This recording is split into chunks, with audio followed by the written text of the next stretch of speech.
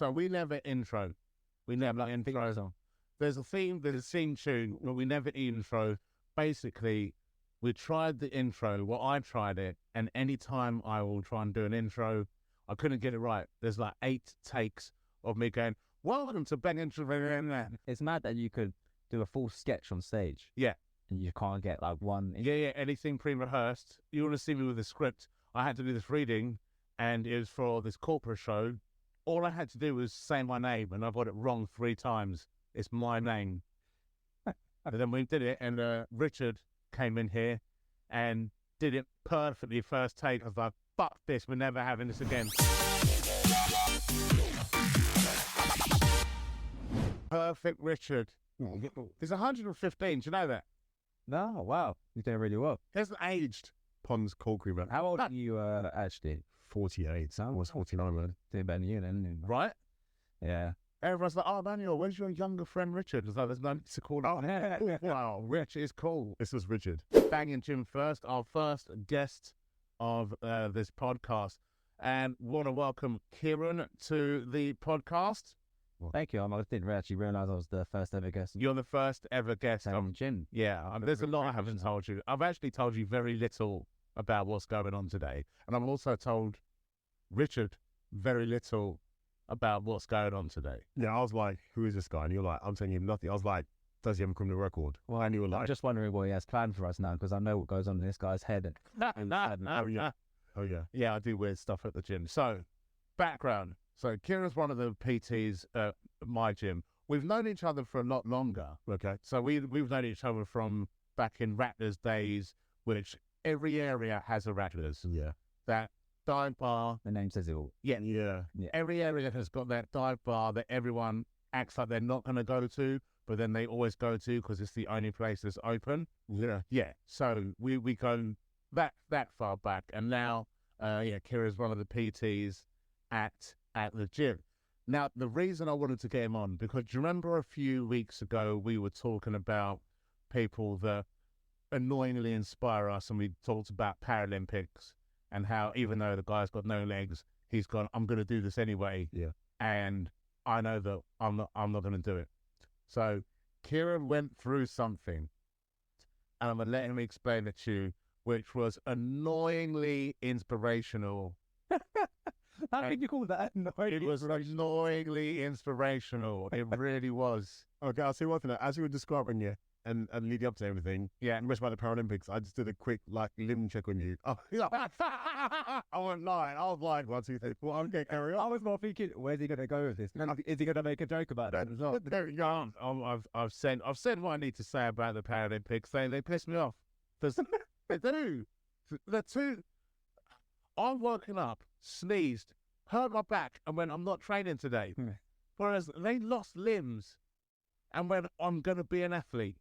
That's inspiring. Kieran motivates me when I didn't ask him to, and this is the thing that pisses me off about him. You like this story. Hey, hit me with it, man. I like you already. But there's one story he's not telling you as well, that he was eating cake at home. I'll let you tell the story, actually, because I like this story. And the worst part was Kieran's minding his own business throughout all of this, and then from his perspective, he's just in the gym working out, and I walk in and just start swearing at him and then walk off. That's what's happened. But from my perspective, I'm at home now. Kieran puts a lot of stuff on socials, and I try and ignore it because of the kind of stuff he puts on. I don't need to see it because it's always when I'm eating cake. And I was about to tuck into this piece of cake. Bear in mind it's in the morning. Oh, breakfast cake. Yeah. It was breakfast cake. Okay. That's a thing. Breakfast cake should be a thing. I'm about to tuck into my brunch cake, for being honest. I think that makes it sound better. Yeah. And I'm going through socials, and Kieran pops up, and he's there squatting, 3.5 plates? He's there squatting 3. How much do you weigh? Let's put that into perspective. And then? Yeah. It was probably just under 80 kilos. Right. So nearly twice his weight. He's up there squatting 3.5 plates, talking about how you're going to keep going. And I'm there about to tuck into this cake. And I was just like, he's fucking ruined this. Yeah. I've got to go to the gym. Literally put the cake back, got my stuff, went back to the gym, and he was in there Oh, so you training. Oh, Yeah, okay. and he just started swearing at me for no reason. And then walked off and started squatting. I was like, I'm not having it. Yeah. I'm not having it. He's like, you ruined my whole morning. I was like, I'm not even seeing you. Yeah. What am I seeing? Yeah. But you were actually the man who messed around with his brunch cake. Yeah. But I made him Thing. squat 4 plates instead. There you go. We've gone round. I need to tell you about Kieran's annoying inspiration. Right, so when did this happen? Last February. Last February, something happened to Kieran. And I felt bad for him until he got into really good shape. And it was really inspiring. Right, so Okay. I'll give you the long story short, because you can go many ways with this because there was so much that happened. But last year, I was in Morocco and I was doing a bit of traveling. Meant to go with a friend. He lost his passport beforehand, so I ended up doing like a solo travel. 5 days into the holiday, bear in mind I'd already seen Marrakesh and done the tourist part and done one part of the Atlas Mountains in terms of like a nice trek. A friend finds his passport and goes, can you extend? So we extend. I was meant to go home on the Monday, and on the Tuesday we booked another trek in the Atlas Mountains. This time we're going really far up. You're probably starting about elevation 2,500 feet, and the elevation up to the top of where we need to go for the waterfalls was another 2,000 feet. So we're going through this mountain. It's a place called Tizi Ousmane, where you start from the village. I actually went back there last week. I'll come to that after.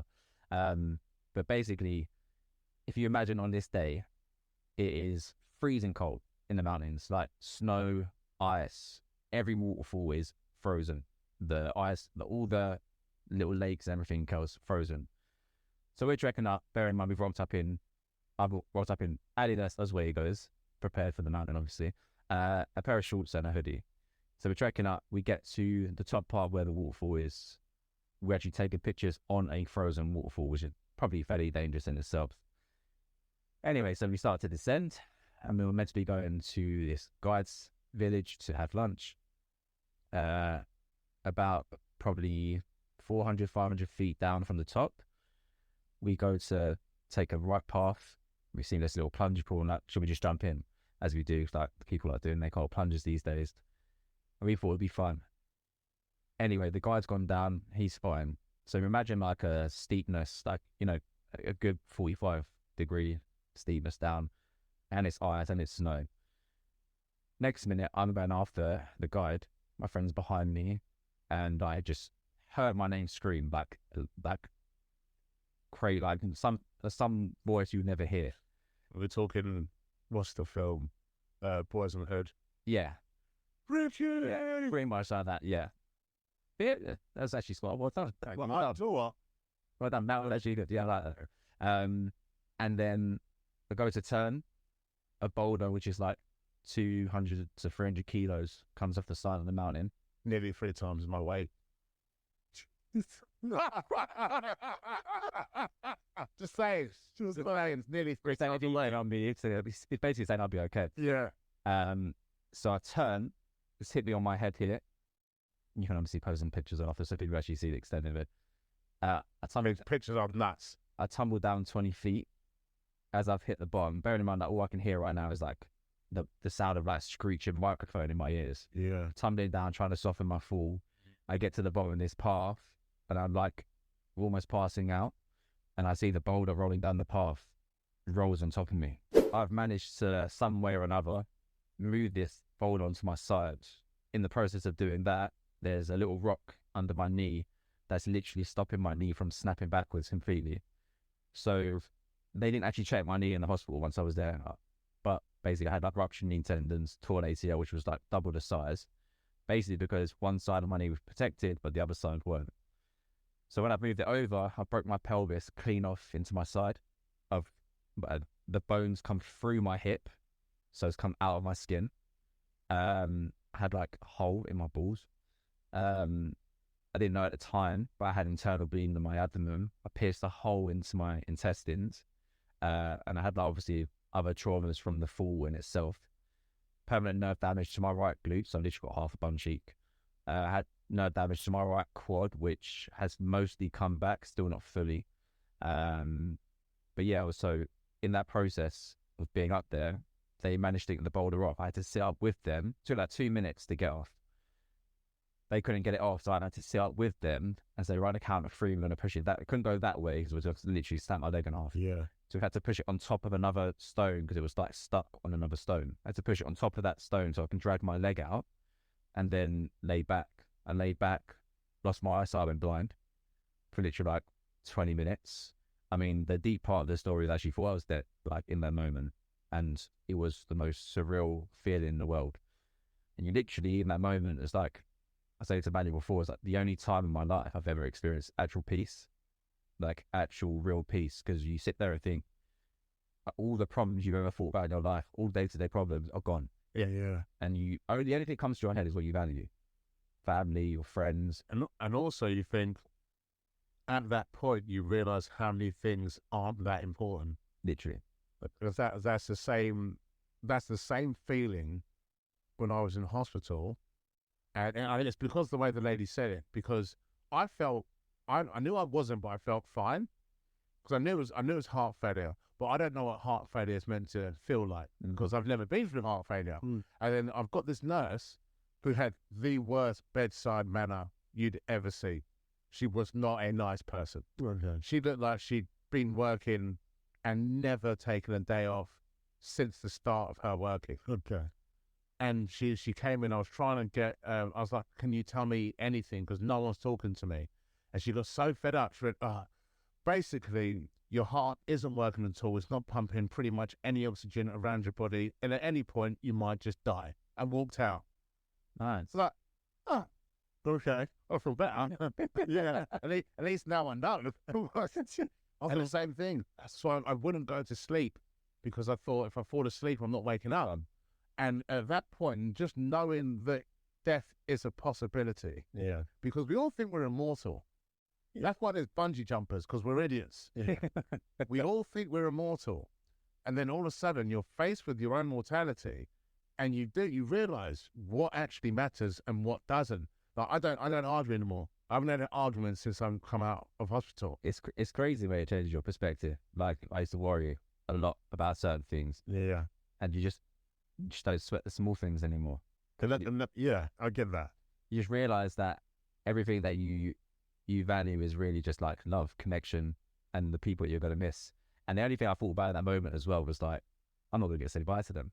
Yeah. And I just didn't want anyone to be unhappy because I thought about my whole life and I was like, do you know what? I'm actually really happy. Like, you know, I moved on from personal trainer after 7 years. I started coaching online and then working with people doing lifestyle coaching. I thought I've helped a lot of people in this life, and I've had no bad intentions. I've never wished bad upon anyone, even people that have done me wrong. I've never wished bad upon them.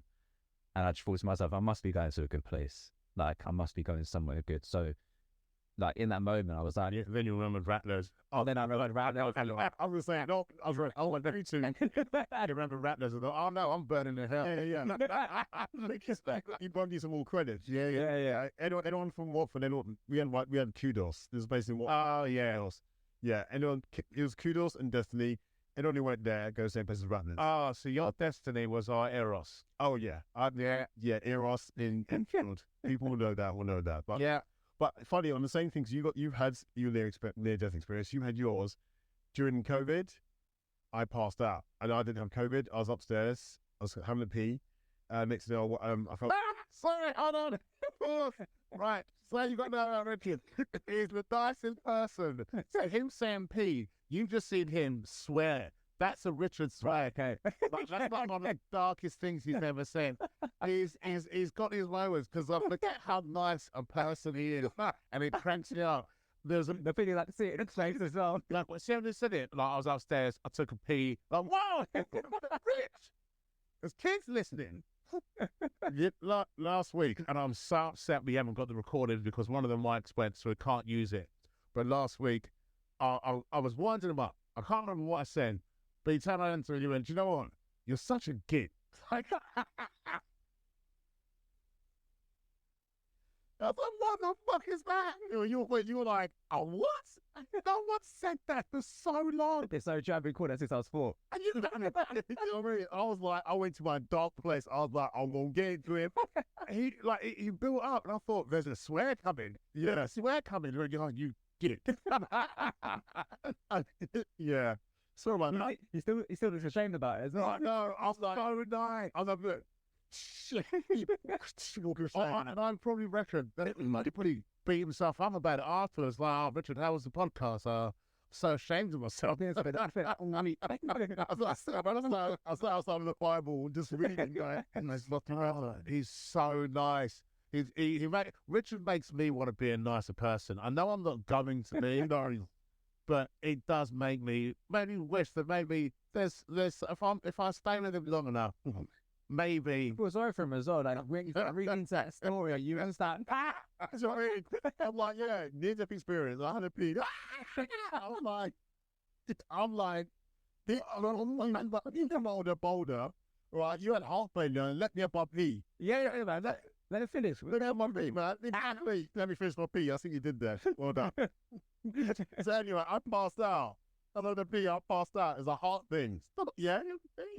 People bad now. You took a piss, dude. I took a pee. Yeah. And I passed out. And I had to go to the hospital, and they didn't know what was going on. And I had to do all the heart tests, everything. We weren't too sure what was going on, but I felt human. Anyway, back to the story. Backside. But I'm not feeling it, you know. I'm still confused because it's like he jumped the whole story. Yeah. You said, I did a pee, I passed out, and I was in hospital. Yeah, so what happened was, we're not too sure what happened, but I felt dizzy. Was it like a euphoric pee? So it felt so good that you passed out. I was like, to be fair, Best, and there are some peas that Then we just so busted in. when you're busting. I wasn't there. I've in fact got 2 hands up. When you take a pee, when you got the hose down. Joey.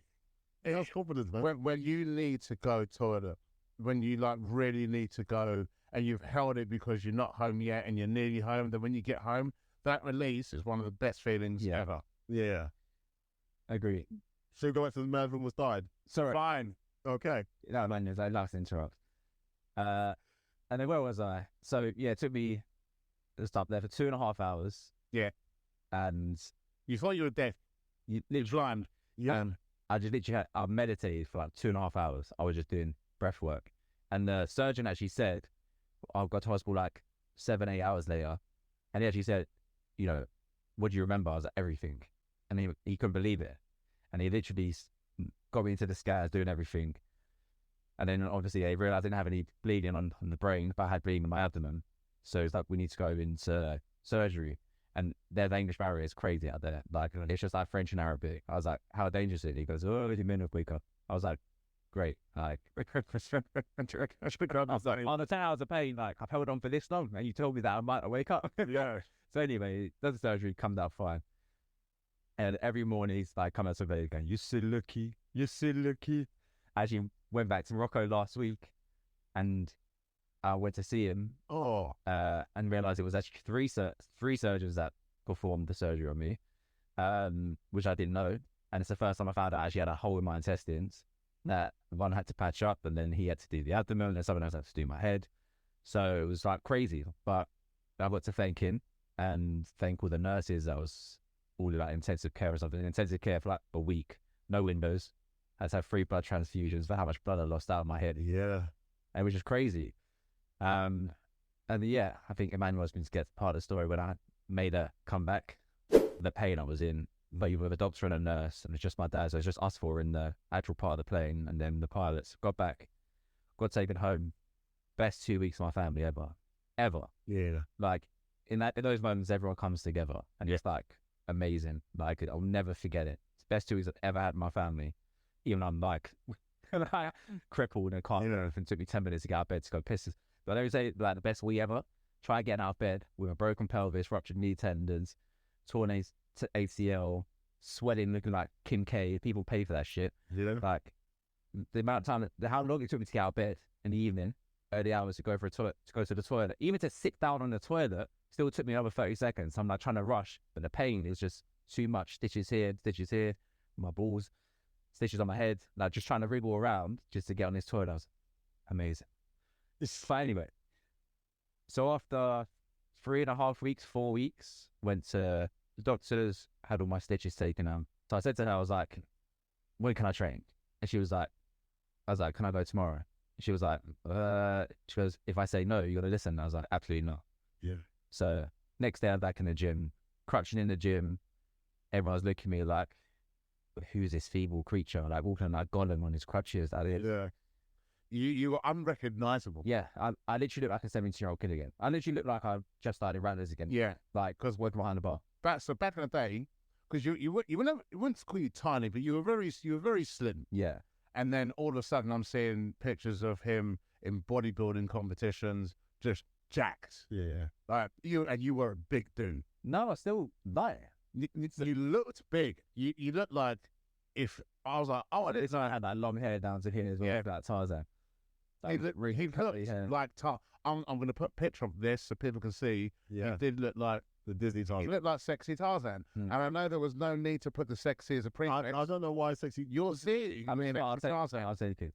Sexy Tarzan. That's the name of this episode.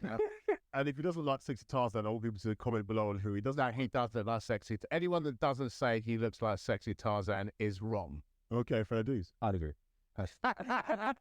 He's like, including sexy, but thank you, God bless. But yeah, so I'd like look like I lost like 2 stone in hospital where I just like sitting like a vegetable for 2 weeks, not moving. And then yeah, that was the start of recovery, and I was just doing what I could. Fortunately enough, coming from a PT background, you know how to push your body, you know what it should feel like, body mechanics, what's too much. Obviously, for someone who's just the gen pop, average person goes into a gym, unfortunately, they won't be in a position where they would kind of know how to reconstruct things and rehab. Yeah. Fortunately, I had like a lot of like previous clients, like current clients who I do lifestyle coaching with, who are like osteopaths, physiotherapists, people who've been in the game on health and fitness industry for a long time. So I had a lot of help, and thank my lucky stars for that as well. Like, because everyone was like, just wanted to help for free. They just wanted to see if I could. It was probably no one had ever seen like that before. So they're probably looking at me thinking, this ain't Kieran. I didn't feel like myself either, to be entirely honest with you. So I was in the gym every day. Not being asked to do much, but just the energy in the gym. That's why I love the environment. Just being around people. Some days I'll be in there for like 3 hours and I've barely done like 20 sets. Like, but very light, like barely doing anything. But that's the community, isn't it? That's what I don't think people appreciate enough, the fact that just being in that space is cathartic and healing in itself, because you're around people who are in their own or doing their own thing on their own journey. And it's, the beauty of it is, it's like when it comes down to healing and when it comes down to recovery, what people don't realize is if your body's already stressed, then you need to be around certain types of energy. Yeah. And just being able to move your body somehow in any capacity is better than not doing anything. Like, there were moments and days, like I've done a few talks for like, like companies and going and talk to their staff. I've done a talk for my coach, like in Murrayfield, like in front of 120 coaches, which I did break down at one point because it was like really emotional speaking about that aspect of this. And I was just saying, like, every morning when I was getting out of bed, like I could literally cry myself awake. It was that bad at one point. And I wrote this little quote in my phone. I was like, right, I need to get out of this mindset. What have I coached people in the past? And I said, if I had to live every day with my current circumstances, how would I live today? So if I could change nothing, if I had to live every day with those current circumstances in that very moment, what's the most I could do with that day? And it was the only thing that got me out of my bed. And I was crashing into the gym, and I was just around people. Like, how when you're around people, that different type of energy that you, like, imagine sitting at home trying to recover on your own. No, you can't. You can't. But you probably could. It might take much longer, but it's. Oh, we've spoken about it before. Like, when I go to the gym in the morning, that's to work. But then there's times you'll see me in the gym in the evening, and that's to escape. Yeah. Sometimes you need that outlet. And being around people that are doing, and the nice thing is as well that you think the gym that we're at, Lux Fitness in Enfield, the community in that gym is actually a really nice one, because I've been to gyms like where they're full of dickheads, and you got no one talks to anyone, and it's just a lot of ego lifters or people with cameras. Like there's no actual community. But whereas where we are, and I think we're quite fortunate with that it's for people down there, everyone's on the same level. Yeah. You think about it, when you're training as well, it's like the conversations you would have are not like deep and dark conversations. Like when you're releasing endorphins, because you never want to deal with a conversation or deal with a big decision when you're feeling low. But the best time to do it is when you've got out for a walk. Best time to do it after a training session. But when you're with other people who are also training, the energy in a gym is different to what it's going to be if you're sitting there with your friend and you're talking like as if like imagine one of us were in a bad place, we're sitting here talking like. I can imagine the conversation is not going to be great. It's going to be one person trying to help the other. If you're in a gym, the energy is so different. I mean, hey, we're cracking jokes about life changing and almost dying, and we're making a lot of it. That's what you need. I do think everyone should almost die at least once in their lifetime. It changes you. It changes everything. Well, I think too many people nowadays are playing so safe. There's no risk to their life, and they got people who are also almost trying to placate them and try and keep them safe. So because they don't appreciate anything outside the comfort zone, and then they'll talk to people who are the same people, the same face, same voices. They give them the same energy, so they're not going to get better. Go to a gym, you've got different faces, different voices, people whose names you might not even know. Who give that good? I don't know anyone's name in our gym. Still talking. I know so many of your clients. I have no idea what they're called. And now I don't want to know. Yes, but even on that point you just said as well, like I think even for the general public to hear this, it's like with my clients when they join. So like it's different from PT now because it's kind of like helping people with behaviors, mindset, but more so it's like when people understand their emotional state, it's understanding that when you force yourself into a challenge, like when you go into an event or you go into the gym or you have a goal and you voluntarily choose to put yourself into an uncomfortable environment or force yourself into discomfort, you naturally deal with lasting voluntary challenges a lot easier. You don't give a shit about paying a bill. You don't give a shit about an uncomfortable conversation. You don't give a shit about taking risks because you're already doing hard shit. Yeah, my French. That's exactly. So I'm sorry about that because I know you were. I can't believe that's so fun, Richard. I'm so sorry, Richard. I only swear twice on each podcast just in case he gets us. That one, yeah. That's one. Okay, cool. Hard things for no reason, and that's what I call it. Like doing hard things for no reason, because it helps you deal with challenges a lot easier. And I 100 million% believe if I wasn't already doing hard things before my accident, forcing myself into like uncomfortable things that, I don't want to take cold showers or do cold plunges. I don't want to be in the gym every day. 80% of the time, I'm actually not motivated to do a session. Yeah. And especially when you're doing them on your own, going out for the runs, even though I don't like running, but all these things, people think that gym people or people who are into health and fitness, they think we're really into it, but we're not. But we're really, really not. The amount of people that spoke to me, because I said this thing, was it a couple of months ago, where I was like, I don't like going to the gym. I like being in the gym. Yeah. That 20 minutes into the workout when the blood's then like, so I've been starting off my workouts now by running, getting the blood moving around. Especially with my heart, I need to get the blood pumping. I hate running. Yeah. That's annoying. Notice how he said that with his chest. Yeah. I say with his chest.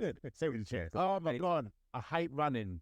But because I've stayed consistent, I've got good at it. Yeah. Which annoys me even more because now I'm running. You slightly enjoy it. I want to enjoy it. Yeah. I'm like trying to, like half an hour is a warm up now. Whereas half an hour before, like you're lucky if I don't fall off and crawl off and die in the corner somewhere. Whereas now, half an hour, I'm like, that was sort of too easy. Yeah. And it's annoying.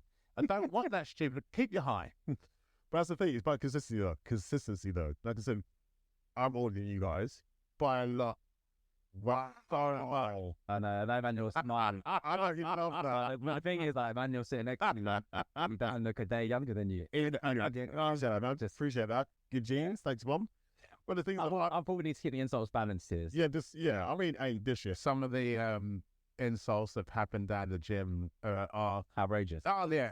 Yeah, I can imagine. There was one day, remember, we had this just corner of racism, and it was like the United Nations on people in the gym. And Honestly, he led it. it got dark. Everyone got cussed, and we got to Kieran, and I realised I don't know where he's from, Yeah. and then I was like, "You look like you could be from anywhere, and I'd believe you." Do you know what my uni friends used to say? What?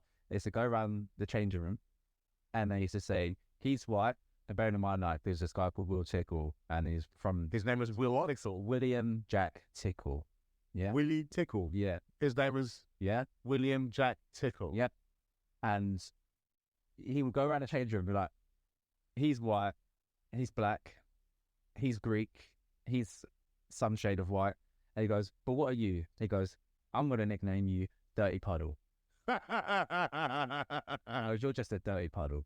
And it stuck.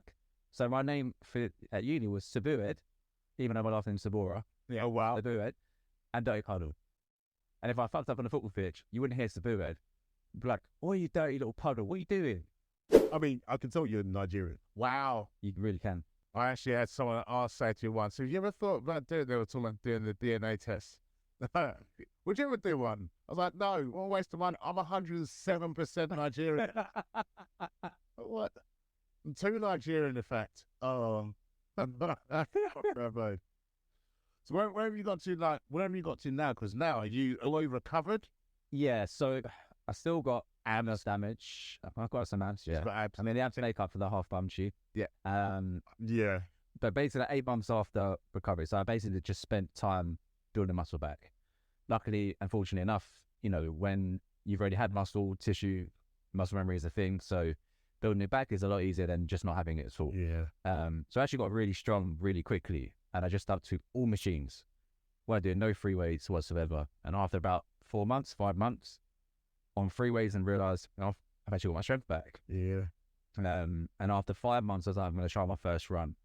So I went out for a 5K, and I took it nice and steady. I literally, like, I was proper emotional after it because I was like, wow, I can actually run again.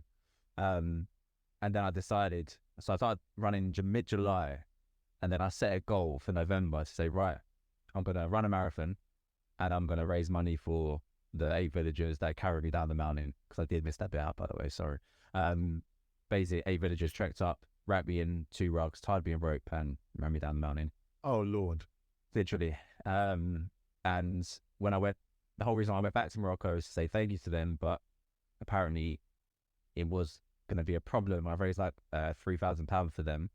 So I did the marathon in November, which absolutely broke me. My body was still broken. Like, it literally weren't ready 8 months after that. There's no way.